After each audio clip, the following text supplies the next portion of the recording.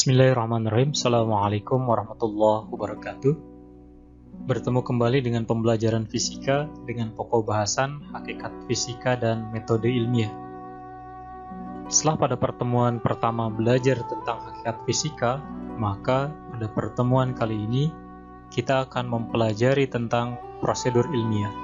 Yang akan kita pelajari adalah pertama tentang pengertian metode ilmiah, yang kedua tentang syarat metode ilmiah, yang ketiga tentang manfaat metode ilmiah, kemudian langkah-langkah metode ilmiah, dan terakhir adalah contoh metode ilmiah. Pertama, kita mulai dengan pengertian metode ilmiah. Fisika adalah ilmu yang diperoleh dengan menggunakan metode ilmiah. Metode ilmiah sendiri terdiri dari dua kata, yaitu metode dan ilmiah.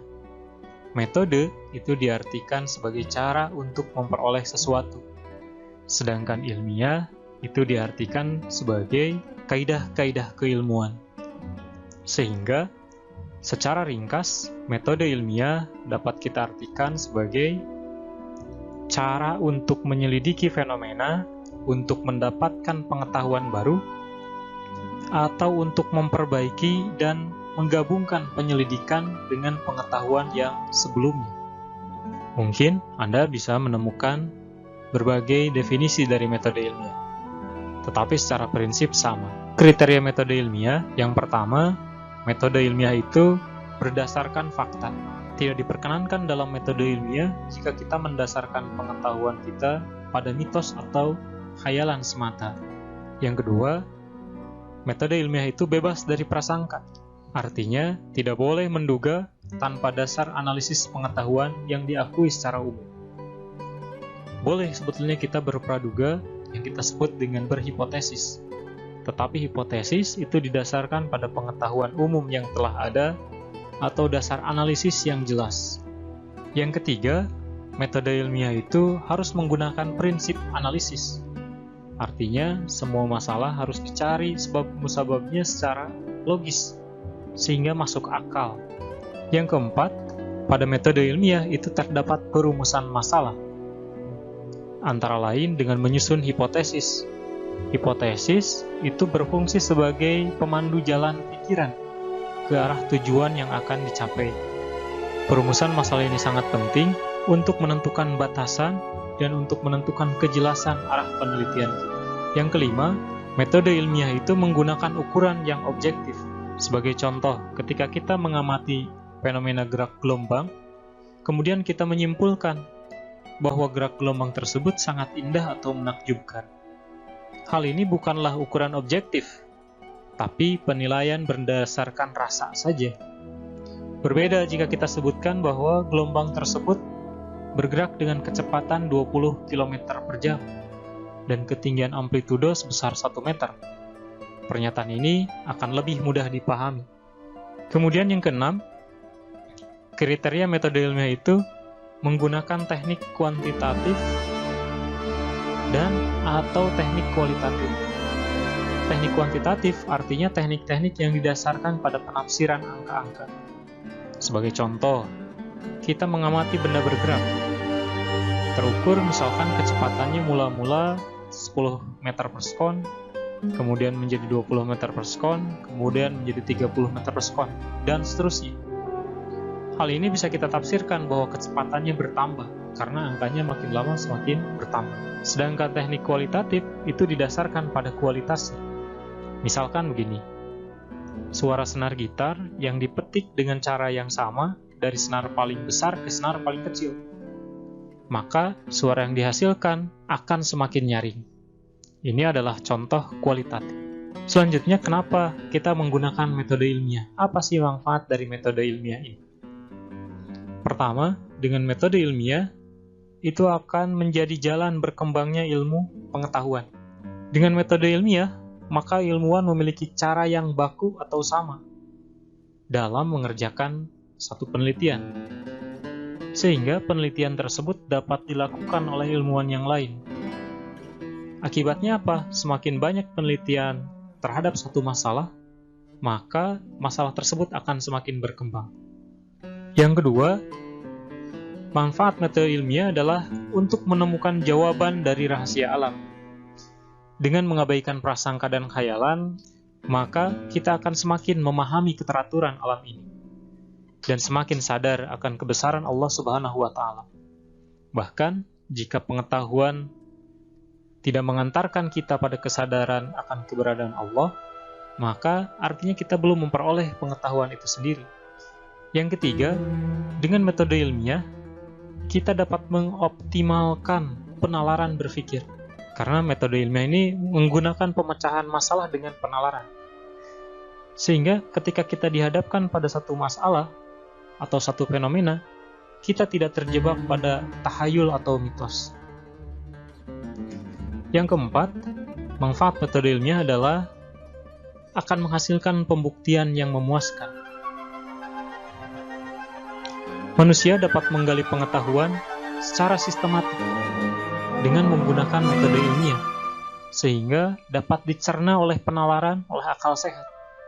Akibat dapat dicerna oleh penalaran, maka timbullah kepuasan dalam berpikir. Yang terakhir, manfaat dari metode ilmiah, itu kebenaran yang diperoleh itu adalah kebenaran yang bersifat objektif. Artinya kebenaran itu sesuai dengan fakta yang ada. Ini hanya beberapa saja yang dapat saya sampaikan mengenai manfaat dari metode ilmiah. Bagaimana langkah-langkah metode ilmiah? Nah, langkah-langkah metode ilmiah dapat dirangkum sebagai berikut. Mungkin di beberapa literatur akan Anda temui jumlah langkah yang berbeda, tetapi secara prinsip akan sama. Langkah-langkah tersebut, yang pertama adalah identifikasi masalah. Jika Anda dihadapkan pada satu fenomena, maka terapkan pertanyaan apa, mengapa, dan bagaimana tentang objek yang diteliti. Contoh, ketika Anda sedang mengamati atau ketika Anda sedang meneliti tentang gerak gelombang air laut, maka terapkan pertanyaan, apa sih gelombang itu? Mengapa gelombang terjadi? Bagaimana gelombang itu bisa terbentuk? Ini adalah proses identifikasi masalah, yaitu menerapkan apa, mengapa, dan bagaimana terhadap objek yang kita teliti. Yang kedua, setelah kita memastikan masalah yang kita teliti, maka kita tentukan bentuk penelitian dan variabel penelitian. Bentuk penelitian diantaranya ada penelitian kualitatif, yaitu penelitian yang didasarkan pada pengolahan data secara verbal atau kata-kata. Sedangkan penelitian kuantitatif, yaitu penelitian dengan didasarkan pada pengolahan angka-angka. Nah, di dalam meneliti, kita mengenal ada yang disebut dengan variabel penelitian. Apa itu variabel penelitian? Variabel penelitian itu adalah segala sesuatu yang ditetapkan oleh peneliti dengan tujuan untuk mempelajari sehingga didapatkan informasi mengenai hal tersebut. Jenis variabel kita kenal ada variabel terikat, variabel bebas, dan variabel terkontrol. Sebagai contoh begini, pengaruh jumlah pupuk terhadap ketinggian tanaman dalam rentang waktu tertentu.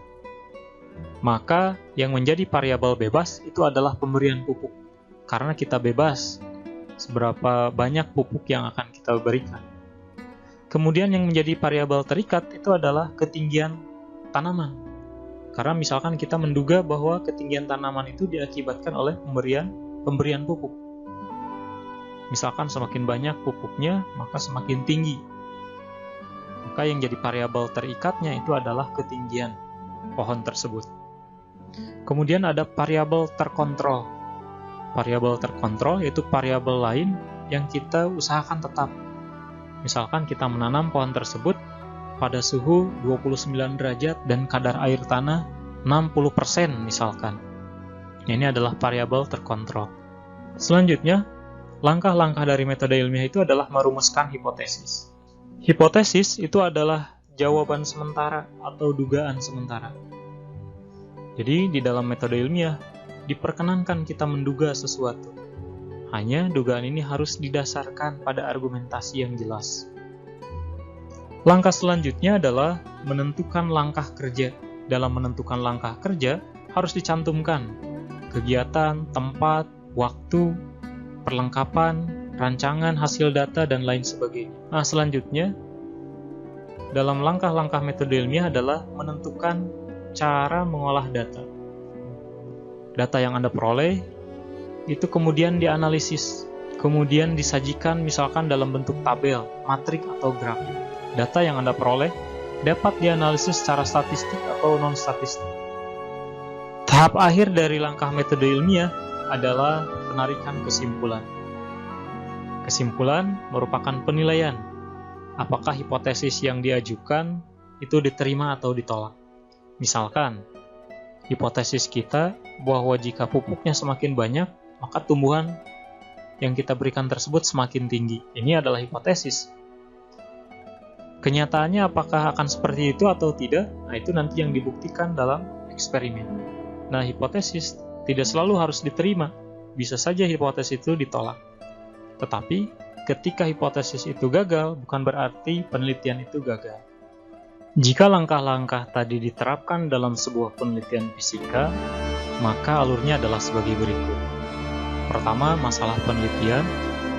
Setelah ada masalah penelitian, kemudian kita merumuskan masalah sehingga menjadi tujuan penelitian.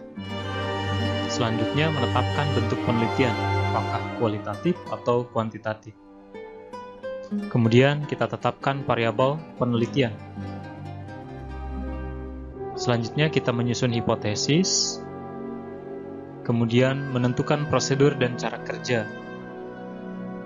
Setelah itu, kita menetapkan cara mengolah datanya seperti apa. Dan pada akhirnya kita menarik kesimpulan. Misalkan kita ingin mengetahui besar percepatan gravitasi bumi. Percepatan gravitasi bumi itu adalah perubahan kecepatan benda yang jatuh ke permukaan bumi. Kita tahu, jika kita menjatuhkan benda, maka semakin lama kecepatannya akan semakin bertambah. Perubahan kecepatan ini kita sebut dengan percepatan gravitasi. Pertama, kita tentukan masalah penelitian kita. Dalam hal ini misalkan menentukan nilai percepatan gravitasi menggunakan bandul sederhana. Banyak cara untuk menentukan percepatan gravitasi bumi. Kan tetapi dalam penelitian ini kita akan mengambil cara menentukan gravitasi dengan menggunakan bandul sederhana. Selanjutnya kita rumuskan tujuan penelitian. Tujuan penelitiannya tentu saja menentukan besar percepatan gravitasi menggunakan bandul sederhana. Selanjutnya menetapkan bentuk penelitian. Penelitian yang akan kita lakukan adalah penelitian eksperimen. Bentuknya adalah bentuk kuantitatif. Kemudian kita menentukan variabel penelitian. Yang menjadi variabel bebas itu adalah panjang tali, karena dalam percobaan ini kita akan mengubah-ubah panjang tali. 30 cm, 40 cm, 50 cm, atau yang lainnya. Kemudian, yang jadi variabel terikat adalah periode. Kita ukur periodenya ketika talinya 50 cm. Atau kita ukur periodenya ketika talinya 60 cm. Atau kita ukur periodenya ketika talinya 70 cm dan seterusnya. Yang menjadi variabel kontrol adalah massa bandul dan sudut simpangan. Misalkan, kita tetapkan masanya adalah 10 gram. Dan sudut simpangan misalkan 15 derajat. Selanjutnya kita menyusun hipotesis. Di mana hipotesis kita atau dugaan kita, semakin panjang tali, maka periode akan semakin besar. Dan nilai percepatan gravitasi akan semakin besar. Ini hipotesis kita. Nah, ini akan dibuktikan nanti dalam percobaan. Kemungkinannya dua, bisa sesuai dengan dugaan kita, atau bisa saja berlawanan dengan yang kita duga. Selanjutnya, menetapkan instrumen yang akan digunakan, atau menetapkan alat yang akan digunakan. Alat yang digunakan statif, stopwatch, beban, tali, busur. Kemudian, setelah itu kita tentukan bagaimana cara kerja kita untuk percobaan ini. Misalkan, langkah pertama, kita mengukur variabel kontrol.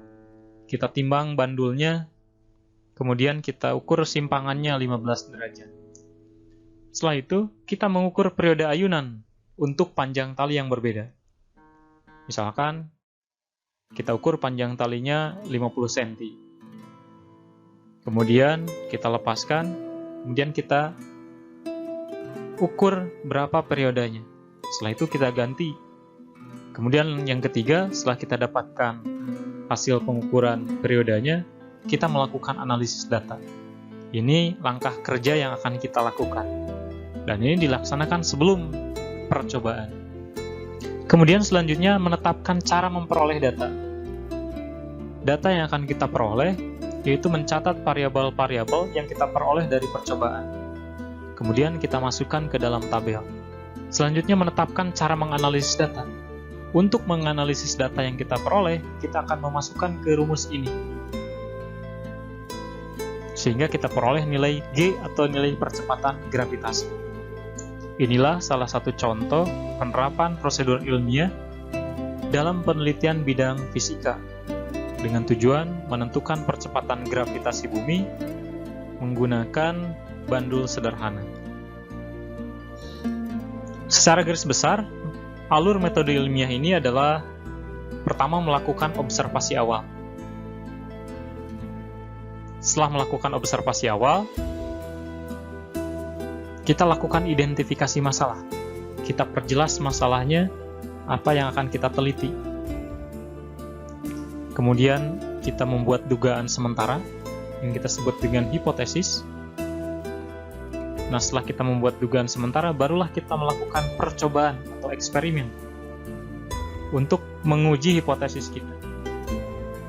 Nah, setelah eksperimen, barulah kita dapatkan kesimpulan.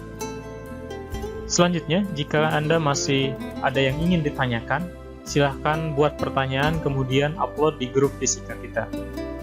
Insya Allah nanti kita diskusikan. Tugasnya seperti biasa, setelah menyimak ini, buatlah rangkuman maksimal 2 halaman.